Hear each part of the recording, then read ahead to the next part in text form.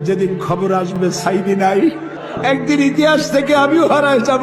14 August 2023 বাংলাদেশের রাজনৈতিক ও ধর্মীয় অঙ্গনে এক শোকাবহ দিন।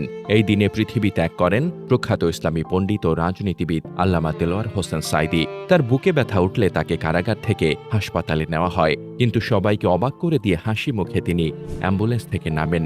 ডাক্তাররা বলেন হার্টের রিং পরানোর মতো কোনো জটিলতা নেই, কিন্তু এরপরও মাত্র ২৬ ঘন্টার মধ্যে তিনি মারা যান। তাহলে কি এটি একটি স্বাভাবিক মৃত্যু ছিল, নাকি এর পেছনে লুকিয়ে আছে কোনো গভীর রহস্য? কেন তার পরিবারের সদস্যদের সাথে নিষ্ঠুর আচরণ করা হয়েছিল? কেন তাকে শেষ মুহূর্তে দেখতে দেওয়া হয়নি? আর একজন আওয়ামী কসাই ডাক্তারের নাম কেন এই মৃত্যুর সাথে জড়িয়ে গেল? এই সমস্ত চাঞ্চল্যকর তথ্য জানতে হলে পুরো ভিডিওটি দেখুন।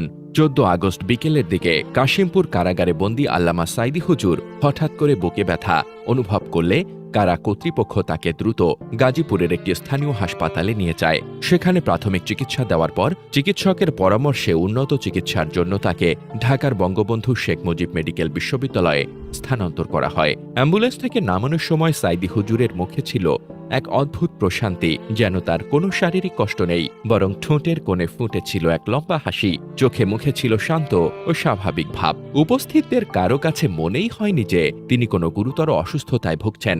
ডাক্তাররা প্রাথমিক পরীক্ষা নিরীক্ষার পরও জানিয়েছিলেন তার হার্টে রিং বসানোর মতো কোনো জটিলতা নেই এবং অবস্থা তুলনামূলক স্থিতিশীল। কিন্তু সেই আশ্বাস বেশি সময় টিকল না। দিন ফুরোনোর আগেই রাত 8:40 হঠাৎ খবর আসে সাঈদী হুজুর চিকিৎসাধীন অবস্থায় শেষ নিঃশ্বাস ত্যাগ করেছেন।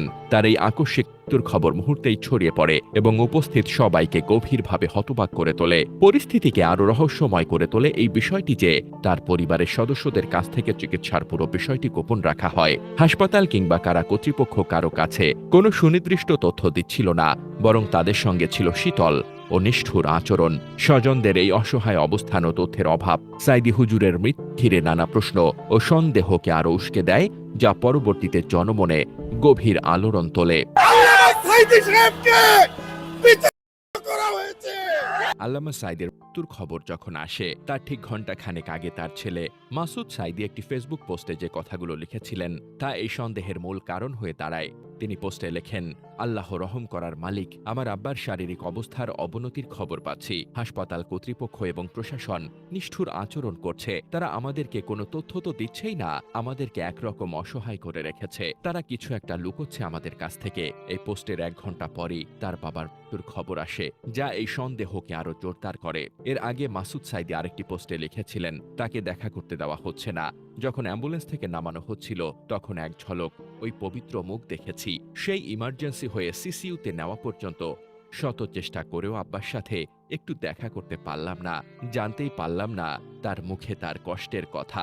এতটা নিষ্ঠুর মানুষ হয় কিভাবে? এই নিষ্ঠুরতার তুমি সাক্ষী আল্লাহ। এই কথাগুলো প্রমাণ করে আল্লামা সাঈদীর পরিবারের সাথে কেমন অমানবিক আচরণ করা হয়েছে।